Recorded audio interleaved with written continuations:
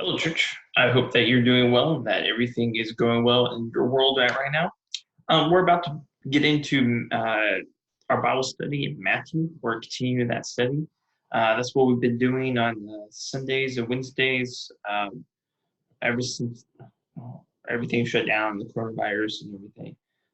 Hopefully that you've been able to study along with me as we study through Matthew. I'd love to have done this in person and got your feedback, and it's more fitting to how I usually teach to be that way. I had to adjust to this new way of teaching in a way, but hopefully I'm improving in that you're still getting the spiritual growth out of it.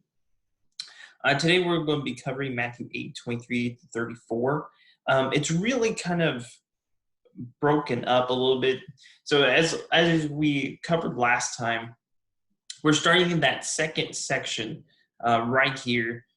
These in chapters 1 through 3. Of course, we looked at the introductions, and then we finished the 4 through 7, talking about how he's called you to a new kingdom, a better kingdom, a kingdom that is different from the world. Then that was ended in the Sermon on the Mount, what he called the people to be. And then we have these chapters from chapters 8 to chapters 10, establishing his authority and calling his disciples. So he'll establish authority, show that he's God, and then call his disciples to follow him and be the kind of people that he called them to be in chapter 5, 6, 7 of Matthew. And what we see here is a really cool, interesting, laid out events. We have 9 stories, and in between each of them is a call of discipleship. So here's what we kind of looked at last time. That first line were the three miracles that we saw: the leper being healed, the centurion's servant being healed, and Peter's sick mother-in-law being healed. And then right after that, we saw a call to follow Jesus. And then we're going to see in this section that Jesus calms the storm, he heals or casts out the demonized men, and then the paralyzed man is able to walk again, followed by another call to follow Jesus. Specifically, Matthew is one of those that he was specifically called. There's a lot in this section that goes from verse 23 of chapter 8 all the way until verse 17 of chapter 9. And so we can't really cover it in one section. So I'm going to split this second section up into 2 parts. And so today we're going to look at the calming of the seas and demonized men that are the demon are cast out. And then next Wednesday we will look at we'll finish this up with the paralyzed man and the call to follow Jesus, because there's a little bit more in that. What we kind of looked at, though, in these themes and what we've seen in all these stories is that Matthew specifically points out and brings out specific stories. Jesus did dozens upon dozens upon dozens of miracles, and even we have allusions to that throughout the text. But Matthew specifically chooses these 9 to be the representation of them all. And he's trying to get specific points across. We see themes in all these miracles of dead men walking. So in the leper, he is kind of put off. He's unclean. He's not allowed to be around anyone. Everyone knows that he's going to die. He's just kind of a slow decay. Even though he's alive, he's a dead man walking. We'll see the same thing with the demonized men who are demon-possessed. And even though they're walking, they're really dead and they don't have full control of their body. Same thing with the paralyzed men in both the centurion's servant and the paralyzed man that we'll see in chapter 9. They are alive, but they don't have full control of their body. They're kind of dead in a way. At least half of them is dead. They are not able to take full control of their body. We also see in these stories a theme of healing physical sickness, and that means that he can heal spiritual sickness, which kind of goes to the dead man walking kind of thing. If he can make you alive again, if you're a dead man walking around, that's kind of what you look like with sin. We all who have not, before we committed ourselves to Christ, were dead men walking. Even though we were alive and we could talk and we could have relationships with other people, we were dead men walking because we had this sin, and eventually we would die and we would go to hell. But because he can heal the physical representation of a dead man walking, means that he'll be able to heal the physical representation of the dead, the spiritual dead, being made alive, being made whole.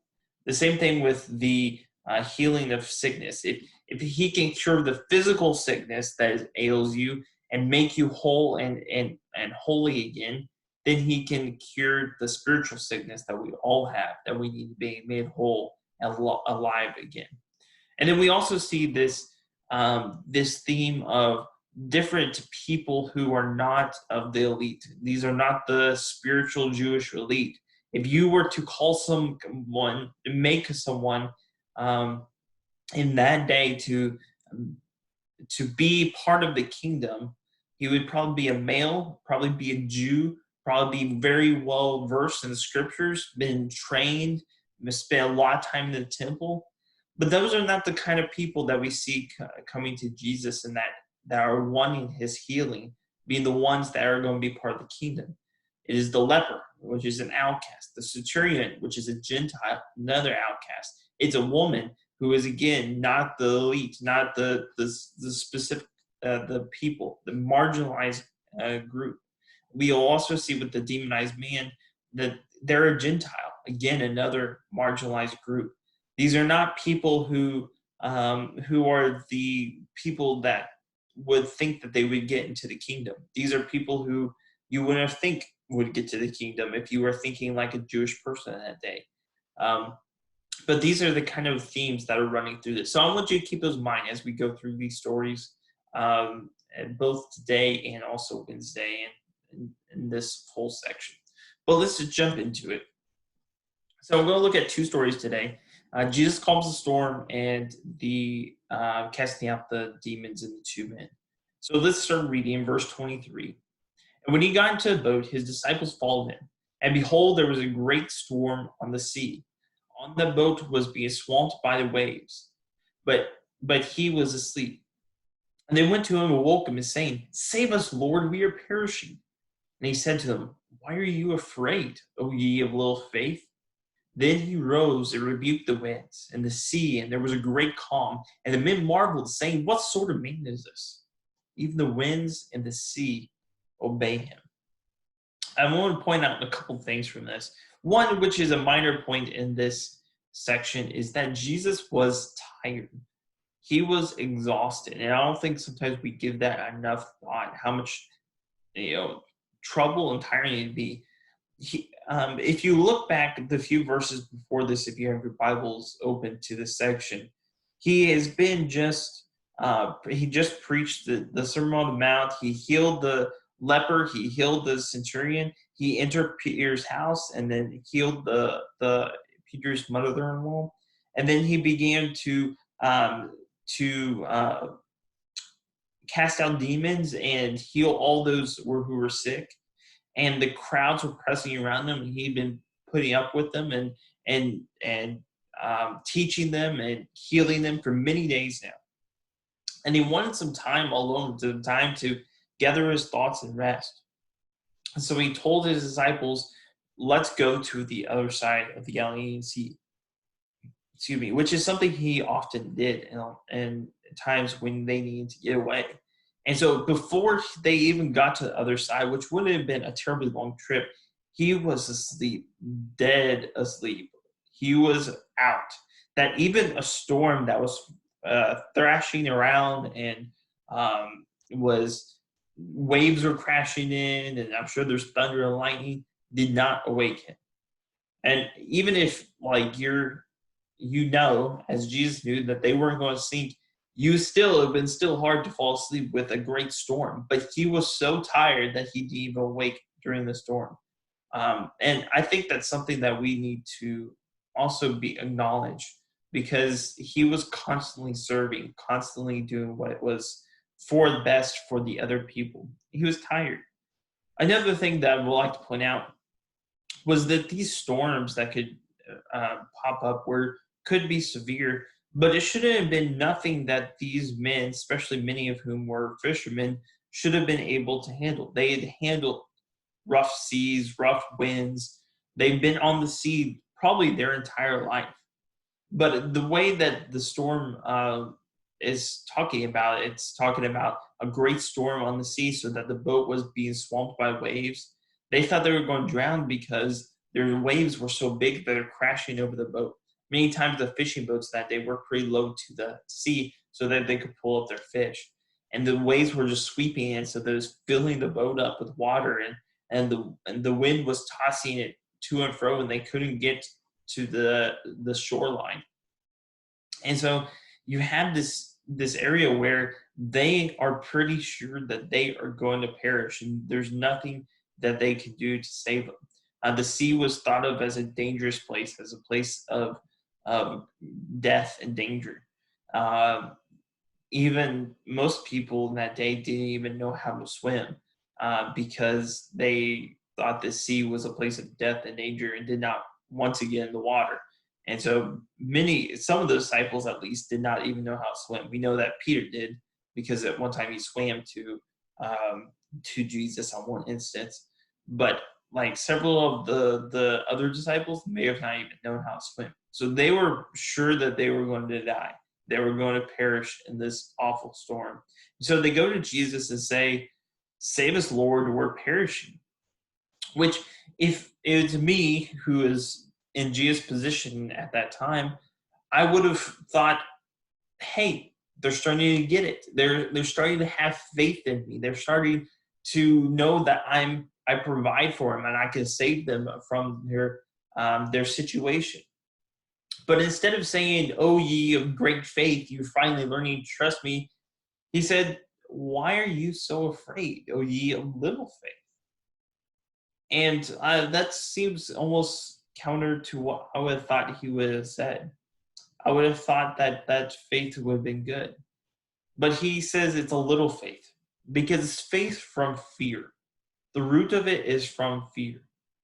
And this is what it's plain obvious what they said is that they were fearful. They had great fear. They thought they were going to perish.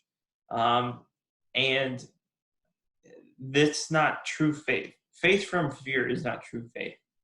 There's an old quote of sayings in which that there are no atheists in foxholes, meaning that in a time of great fear and a time of great trial and danger, everyone prays, everyone has faith, everybody wants them to be saved.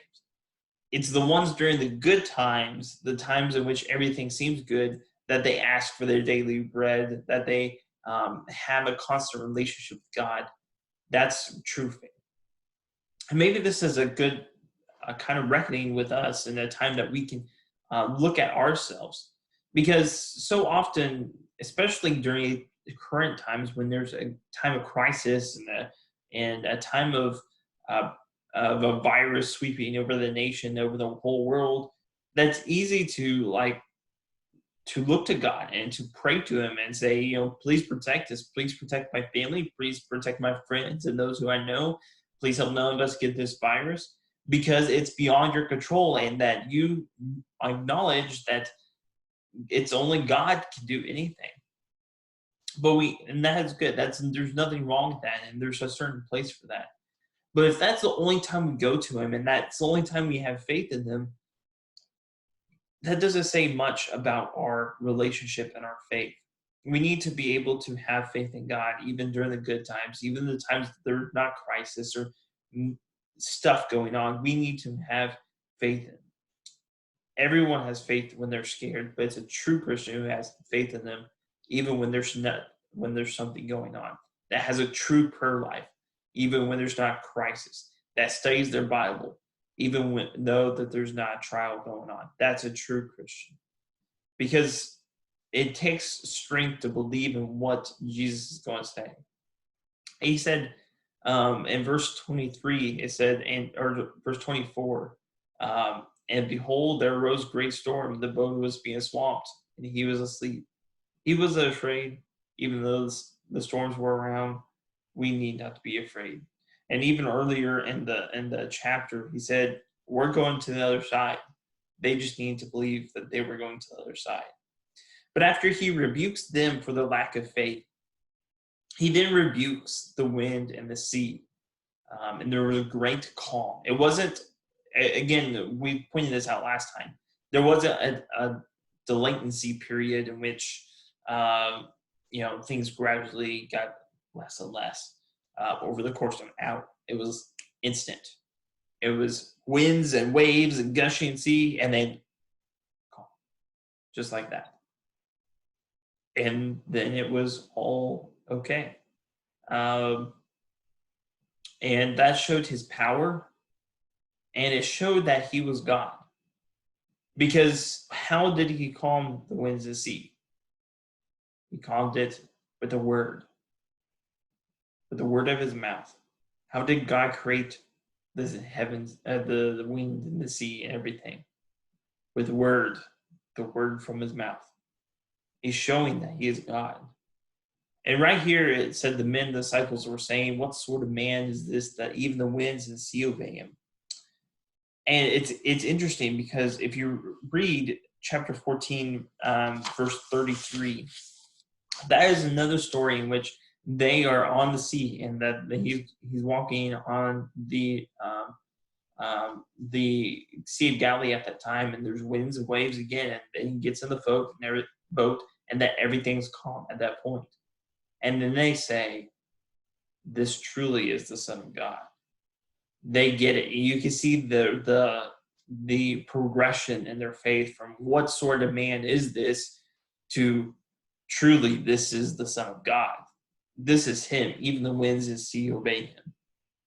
So we kind of see him having the authority over nature, over things of this world. And then we see him go to the other side, and it was in the country of I don't know exactly how you say Gadarenes, in which that is the more of a Gentile country on the other side of Galilee. So we can read the story of him healing these two demon-possessed men.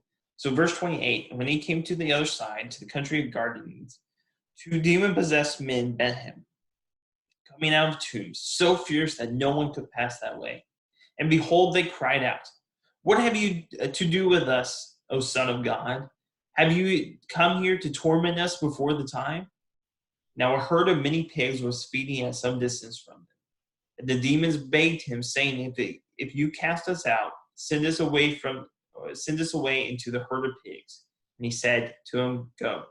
So they came out and went into the pigs, and behold, the whole herd rushed down the steep bank into the sea and drowned in the waters. And the herdsmen fled, and going to the city, they told everything, especially what happened to the demon-possessed men. And behold, all the city came out to meet Jesus.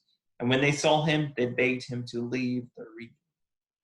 So we have him going to this Gentile country. Again, this kind of shows that he's going to people who are usually marginalized, that you wouldn't think would be the ones that the Messiah would go to. And yet he goes and takes a couple times, in fact, to go to Gentile country to proclaim to them that the kingdom of God was at hand and what is needed to become in the kingdom. And these are, in this case, these two men are oppressed people. They live in tombs. Again, dead people walking. They're literally living in tombs, and they have no control of their body, but they're still technically alive. They are literally dead men walking until Jesus frees them from their bondage. And you see the full respect and the authority of Jesus in this scene. These demons respect him, and they know that he has authority. Before he even goes up to them, they come out of the tombs and say, "What have you to do with us, O Son of God? Have you come here to torment us before the time?" And then they ask him permission, because they assumed that he was going to cast them out. They asked him permission to go to the pigs, to the swine. So you see this this authority that Jesus has, that even these demons who have possessed these men and totally taken them over, they yield to Jesus, and they show that he has authority, and they do as he says completely. And what you see throughout all of these miracles so far is the authority of Jesus. He has authority over outward skin disease. He has the authority over paralyzation. He has the authority over fevers and inward disease. He has the authority over nature and everything that's in there. And finally, he has the authority over demons. Demons, which were otherworldly beings that no one could do anything about. He has the authority over it all because he's showing that he is God. And that's one of the main themes throughout all of Matthew is he's showing, hey, look, this Jesus guy, look what he did. Look at all these things they did. Look, the Old Testament point to this. Look, these things are only stuff that God does. Look at the authority he has. This is truly the Son of God. And you're kind of learning with the disciples that this is the Son of God, and you're growing your faith, and you're seeing, yeah, this is him. This is the Messiah. This is the guy that we've been looking for this entire time. He can heal sickness. He can heal demons. He can control nature. This is him. This is the authority. And even though that he, I always wondered why this city came out to him and begged him to leave the region. There's been a couple theories on this. One, it could be because they didn't really know who this guy was. These are Gentiles. This was a Gentile country. Even though there may be Jews there, this was Gentile country. And they just saw this guy that must have great power, and they're just fearful that who knows what this guy will do. So please leave this country. Like you would maybe a god in that time in their theology.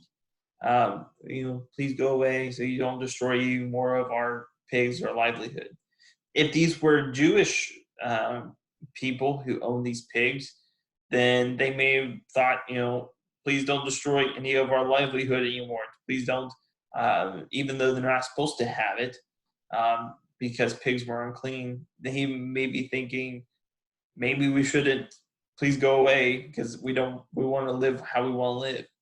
But when he comes back to around this region in chapter 15, verse 30, we'll see that they are much warmer to him, and that people go out to try to find him and try to meet him. And I think that may be because he left two witnesses.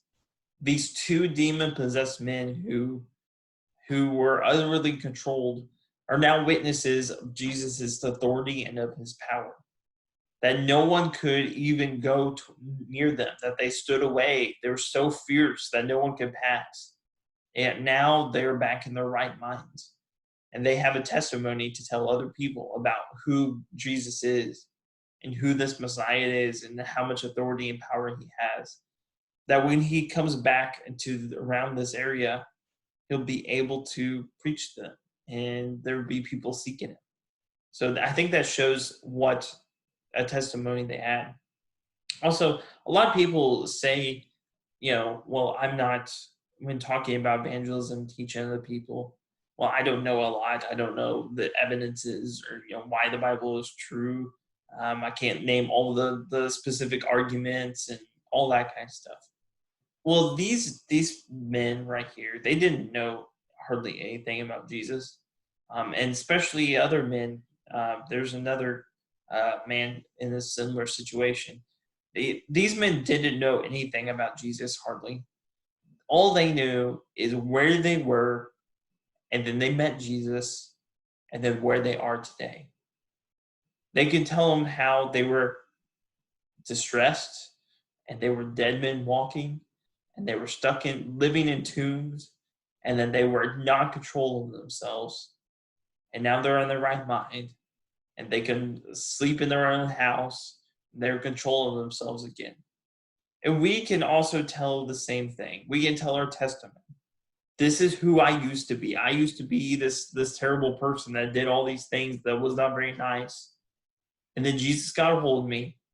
Jesus took control. I met him, and I've turned into this a lot nicer person. Look at how far I've come. Not because I'm so great, just like not because these specific men were so great, because God's so great, because Jesus is so great that He's turned my life around. And we can just tell them that story, that testimony. And if we do that, then I think that we can make an impact, even if your knowledge isn't up to the standards that you think it should be, which is something we can always work on. So these are two stories that really show Jesus' power and his authority. And I hope that these are beneficial to you. I'd love to hear your feedback. Again, I hope to cover these chapters that we missed together probably very quickly, but I hope to cover them at least a little bit while we're together and get your feedback and your comments, because it's just good to hear from each other. And I want to hear from you and learn and grow as well. So we may cover those, albeit a little bit more quickly.